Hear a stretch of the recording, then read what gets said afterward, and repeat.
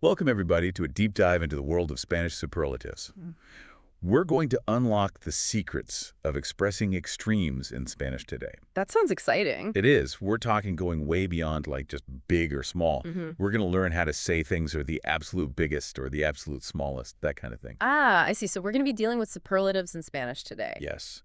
And our guide for this deep dive is a Spanish language learning video. And get this, it uses the funniest examples. Oh, like what? It compares like the attractiveness of different friends or the size of, I don't know, a hamburger. I mean, come on. That does sound pretty funny. It's amazing how they can make a topic like grammar, which can be a little dry, so entertaining and engaging. Exactly. It's like learning grammar by stealth. I like that. So the video starts off by talking about something called superlativo relativo. Superlativo relativo. Yeah, or relative superlative. Okay. What exactly does that mean? Well, I think the key here is the word relativo. So, this type of superlative is all about making comparisons within a group. You know, like instead of just saying a movie is boring, Right. you'd use the superlativo relativo to proclaim it the most boring movie you've ever seen. Oh, okay, I see. You're setting up a ranking within a specific group. Exactly, you got it. Got it. So it's like saying the tallest building in the city. Right, or the Or the fastest runner on the team. You're pinpointing that one extreme within a specific context. exactly. And the video, it does such a good job of illustrating this concept with some truly funny examples. Okay, well, give us an example. All right, so in one scene, they're comparing these three friends, Okay. Alberto, Moises, and Natalia. All right. I like these names. And they're comparing them on, like, their attractiveness or their intelligence. Oh, this is dangerous territory. Yeah, and even, yes, even their stubbornness. Oh, I remember this scene. Okay, so this is where they say that Alberto is the least clueless of the three friends. Poor Alberto. I mean, does that mean the other friends are just completely clueless? Well, not necessarily. Remember, we're dealing with relative superlatives here. It's all about comparison within that specific group. Ah, right. So it's possible that they're all a little clueless, but Alberto's just the least so. Okay, that makes sense. Yeah. So how do you form these superlativo relativo in Spanish? I mean, is there like a formula to follow? There is. The video mentions this structure. It's el, los, las, plus más menos, plus the adjective, and then de. Oh, okay. Break that down for us. All right, so you start with the definite article, el, la, los, or las, depending on the gender and number of the noun you're talking about. Break down. And then you add más if you're talking at the top of the ranking, or menos if it's, the bottom. Okay, so más for most, menos for least. Exactly. Then you tack on your adjective, and finally de to connect it all back to the group you're comparing. So to say the longest river in Africa, it would be like el río más largo de África, something like that. You got it. That is a perfect example. Wow. And sometimes you might even add the noun after the article, like you just did there, for even more emphasis. So I could say el más largo río de África. It almost sounds more poetic, don't you think? It does, but grammatically both are fine. Okay, good to know. Yeah. Now, I like that this video isn't just throwing grammar rules at us. It actually gives you a chance to put it all into practice. Oh, absolutely. What can you tell us about those exercises? One that really stands out is the one we just talked about with the, comparing the three friends. With Alberto, Moises, and Natalia. Yes. So they give you a list of adjectives, like funny, serious, tall, short, whatever. And you have to come up with sentences using the relative superlative to compare the friends. I bet that leads to some interesting discussions, like who's really the funniest or the most stubborn? What other exercises did the video include? Well, there's another one where they compare different animals. Ooh, like a lion, a bear, and a tiger. Exactly. A lion, an elephant, and a giraffe. Oh, even better. So you could say something like, the giraffe is the tallest animal, or the lion is the fiercest animal. Exactly. I love it. It's a great way to practice the grammar while also learning some new vocabulary. Absolutely. And I think it subtly introduces you to the idea that superlatives are very often, how do I say it, context dependent. Oh, that's a great point. For instance, a lion might be the fiercest in the jungle. Yeah. But what about in the ocean? I mean, the comparison changes completely. That's so true. It reminds us that superlatives aren't necessarily about absolute truths. Yeah. They're about comparisons within a specific framework. Right. All right. So we've covered superlativo relativo, which is all about comparing things within a group. What other superlative secrets does this video have in store? Well, next, we delve into the world of superlativo absoluto. Get ready to express some serious intensity. All right, bring on the intensity. But before we get into that, I'm dying to hear more about those friend comparison exercises. What other hilarious conclusions did they come to? Oh, I know, right? Those are definitely some of the most memorable parts of the video. Let's definitely unpack those. All right, so you ready to dive back into those friend comparisons? Oh, absolutely. Spill the tea. Who were these friends again? Okay, so we have Alberto, Moises, and Natalia, right? And the video uses them to really hammer home that superlativo relativo concept, comparing them on all sorts of, different characteristics. Right, we know that poor Alberto was labeled as the least clueless. What other superlative labels did they earn? Well, they declared Moises the most intelligent of the three. Ah, so Moises is the brains of the operation. I mean, does that imply that the others aren't so bright? Not at all. Like we said before, we're working with relative superlatives here. It's all Hmm. relative, right? Just comparing within the group. Right, context is key. Okay, so what about Natalia? What superlative did she get? Well, Natalia, not surprisingly, is declared the most attractive of the group. I bet she was happy about that one. But then again, attractiveness is, well, it's subjective, isn't it? What one person finds attractive, another might not. Exactly. It all goes back to those questions about the nature of superlatives. What's objective and what's just personal preference. Makes you think. So we've broken down those hilarious friend comparisons. What other superlativo relativo gems did the video offer? Well, after the friends, they move on and compare different animals. Oh yeah, the animal kingdom. What kind of comparisons did they come up with? Well, they said, for example, that the lion is the fiercest animal in the jungle. Pretty classic depiction, right? Oh yeah, totally. Yeah. But then they also get a bit creative with the wording, like they say the elephant is the least lightweight animal. Oh, I like that. A subtle way of emphasizing its size without directly saying the heaviest, right? exactly. Shows you how you can use superlatives in different ways, to describe different qualities. And of course, they couldn't resist pointing out that the giraffe is the tallest animal of them all. Who can argue with that? Giraffes definitely win the height contest. These animal examples work so well. They're relatable, they're visual, they really help you grasp the concept. For sure. And I think they do a great job of showing that superlatives, well, it's all about comparison. A lion may be the fiercest in the jungle, but put it in a different setting, in the ocean maybe, and the whole comparison changes, doesn't it? Totally. It's a good reminder to always consider the context, you know, the framework of the comparison when we're using superlatives. Hmm. All right, so we've thoroughly explored the superlativo relativo, comparing things within a group. Yeah. What's next on this superlative adventure? Now it's time to crank up the intensity. We're going into the realm of the superlativo absoluto. Ooh, I'm intrigued. How do you even form these absolute superlatives in Spanish? Well, the video explains that you can add this suffix ísimo to the adjective. Instead of just saying very white, you'd say blanquísimo. So you're adding like a turbo boost of intensity, right? Yeah. White becomes super white, difficult becomes, I don't know, mega difficult. Exactly. And they give all sorts of examples in the video, showing you regular forms, irregular forms. You got difficilissimo for very difficult, sapientissimo for very wise. So it's like they're amplifying the meaning to the max. You mentioned irregular forms. What makes them irregular? With some adjectives, you need to make a little spelling change before you add the isipine, like cruel becomes crudilissimo. Notice the extra D in there. Ah, those little quirks that make language so interesting. It's like they have their own special rules. Okay, so the ísimo suffix, that's bringing the heat.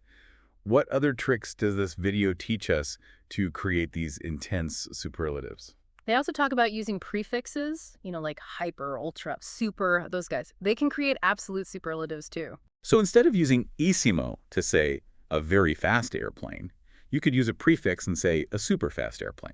Exactly. They give examples like a super fast airplane or a hyper comfortable subway. It's all about expressing those extreme The qualities. Spanish language is really versatile. So we've got suffixes, prefixes, what other surprises are in store. Well, they don't just tell you about it. They actually make you use these tools. This video is full of exercises to help you practice. Give us the inside scoop. What kind of challenges do they throw your way? Okay, so one exercise is all about describing different things using these absolute superlatives. An object, a situation. They even have you describe people. Ooh, juicy. Like what kind of people? Give us an example. Well, they might ask you to describe, I don't know, an unattractive boyfriend. Oh, that's a good one. How would you describe that unattractive boyfriend using a superlative? I might say something like, feísimo, extremely ugly. Okay. Beauty is in the eye of the beholder, right? Yeah, true, true. So maybe someone else might find him attractive. It's all subjective. Exactly. Okay, so we've got exercises for describing objects, situations, even people. What other creative challenges does this video offer? Well, they have these exercises where they give you a specific adjective and a prefix, and then you have to create your own sentence using that combination to form a superlative. So like a superlative brainstorming session. Yeah. What kind of prefix challenges are we talking about? Imagine they give you the phrase, a natural beauty, and the prefix sober, which means over or above, right? What do you say? Let me see. Maybe something like, that landscape possesses a supernatural beauty. There you go.